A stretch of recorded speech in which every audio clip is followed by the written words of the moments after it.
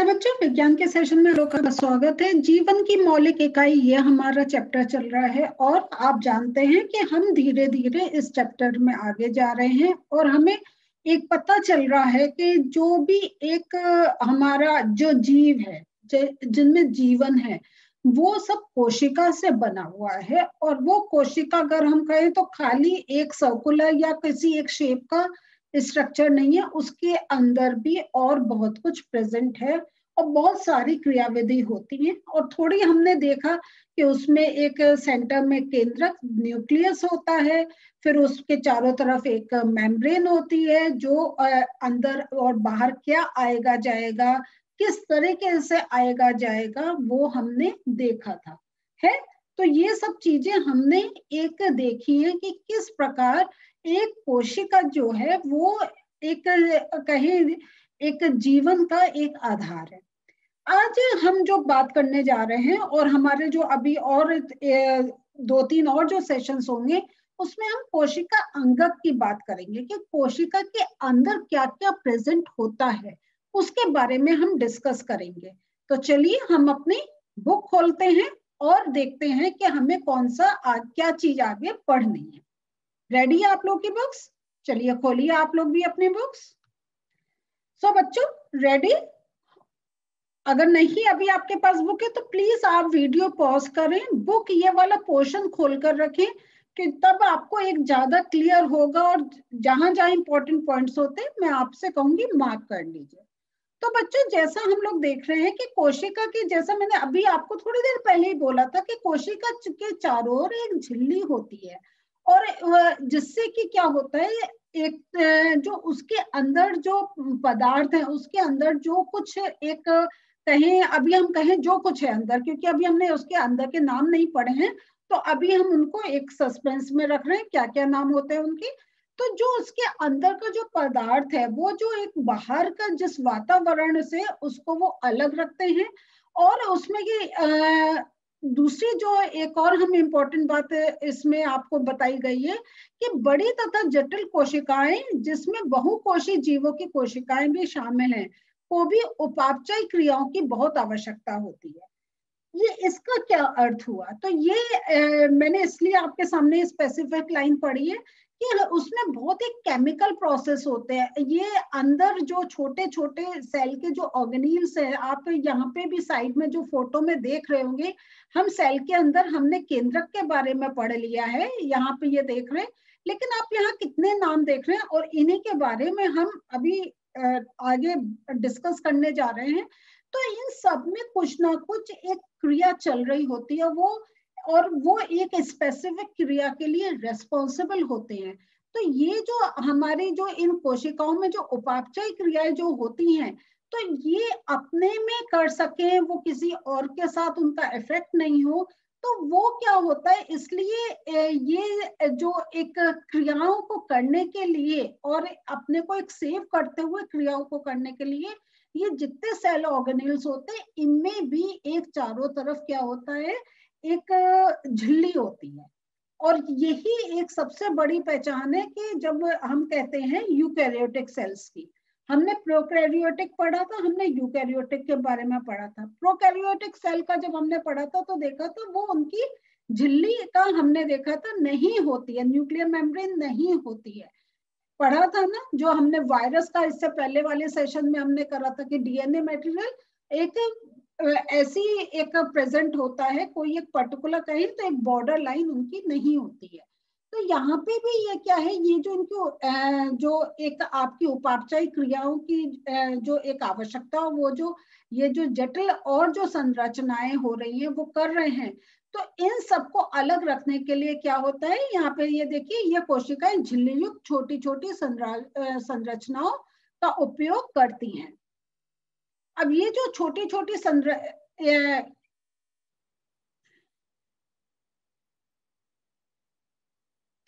ये जो छोटी छोटी संरचनाओं की बात कर रहे हैं, इन्हीं को हम आगे इनके नाम पढ़ेंगे और इनके बारे में समझेंगे। और यहाँ पे देखिए, जैसा हमने ये बताया था कि ये सारे जो छोटी छोटी संरचना वो एक अपनी झिल्ली से प्रोटेक्ट होती हैं। और जो ये जो छोटी संरचना है, ये हमें एक बहुत स्ट्रॉन्ग माइक्रोस्कोप जिसकी बहुत अच्छी इंटेंसिटी होती है, उससे ही हमें देखने को मिलती है।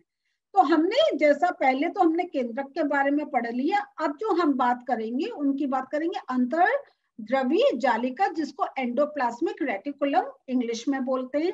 गोल्जी उपकरण, जो हम गोल्जी बॉडीज इनको बोलते हैं। हम लाइसोसोम की बात करेंगे, माइटोकॉन्ड्रिया की बात करेंगे, प्लास्टिक तथा रसधानी।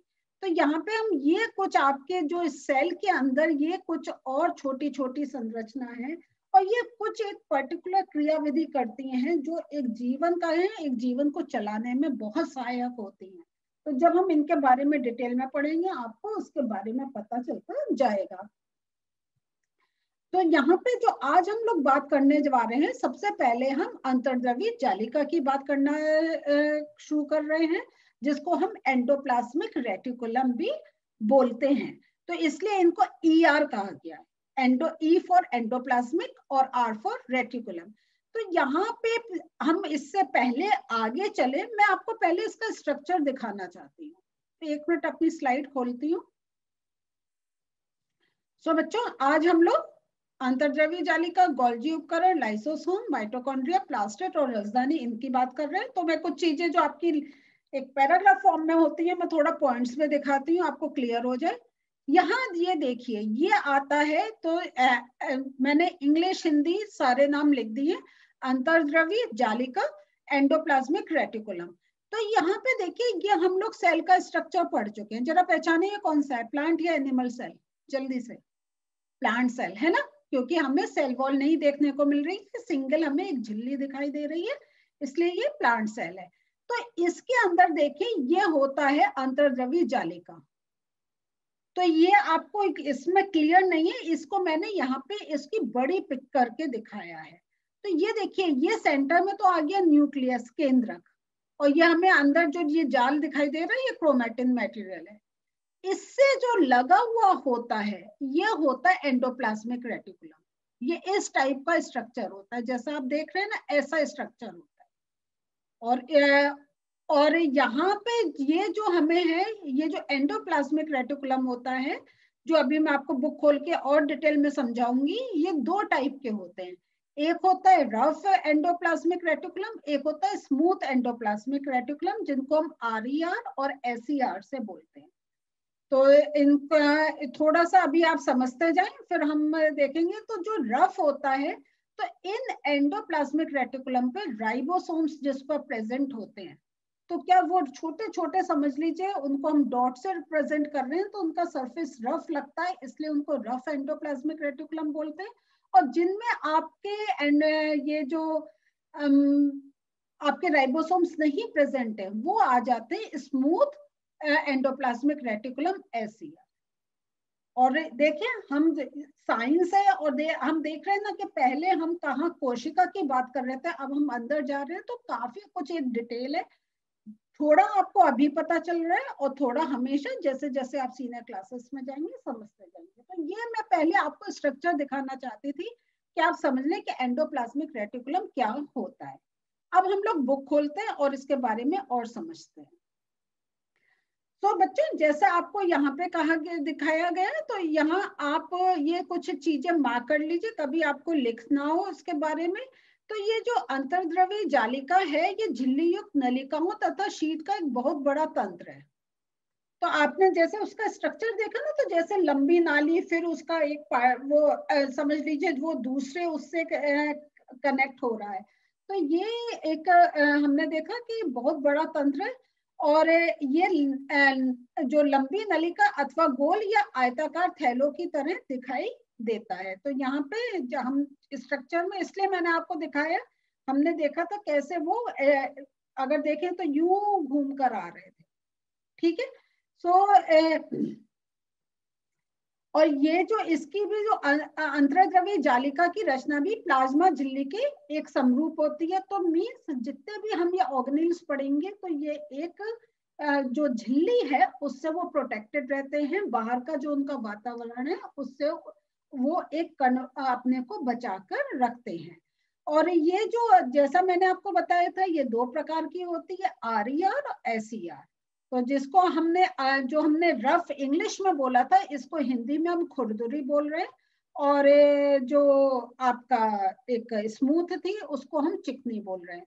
तो ये आप करें तो ये आप मार्क कर लीजिए इसको भी, ये आ गया, ठीक है। सो और ये मैंने आपको पहले ही बता दिया कि राइबोसोम की उपस्थिति के कारण ही हम एक को रफ या खुरदरी अंतर्द्रव्यी जालिका बोलते हैं। तो ये जो है ये जो राइबोसोम्स होते हैं, ये क्या होता है, राइबोसोम्स पर प्रोटीन संश्लेषित होती है,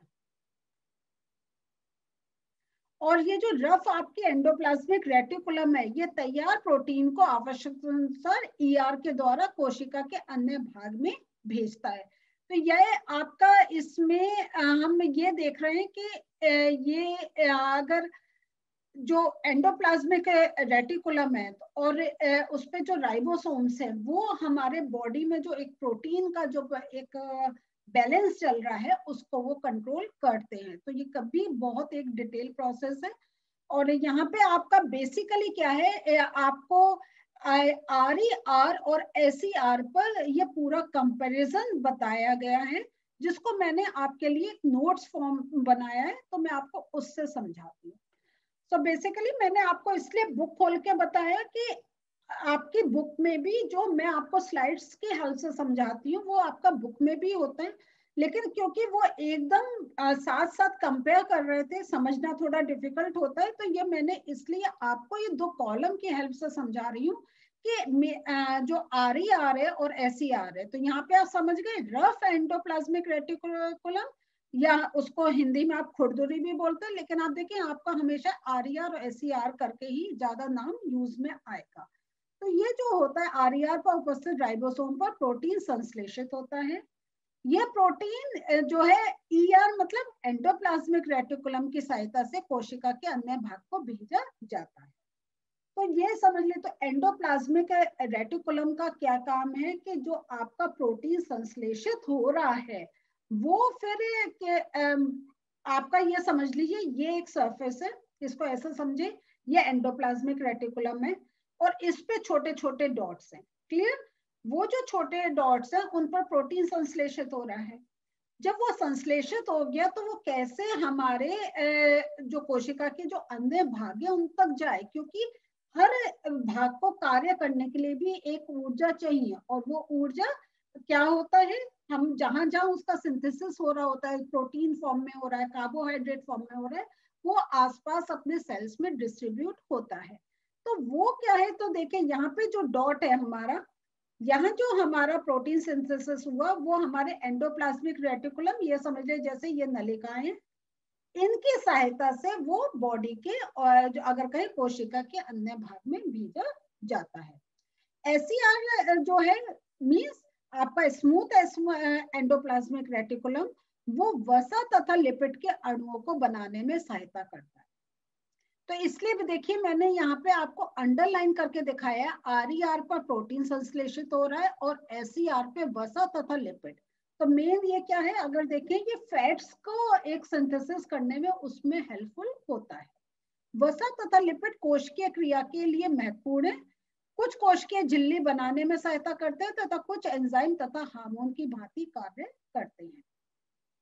तो यहाँ पे वसा और लिपिड का आप यूज समझ लीजिए कि जो है ये कोशिकीय क्रिया के लिए एक महत्वपूर्ण होते हैं, क्योंकि जो फैट होता है ये भी क्या होता है, ये एक हमें एनर्जी प्रोवाइड करता है। तो हमें अगर हम देखें तो हमारे खाने में क्यों हम कहते हैं कार्बोहाइड्रेट्स भी इंपॉर्टेंट है, प्रोटीन्स भी इंपॉर्टेंट है, आपका फैट्स भी इंपॉर्टेंट है, आपके न्यूट्रिएंट्स भी इंपॉर्टेंट है।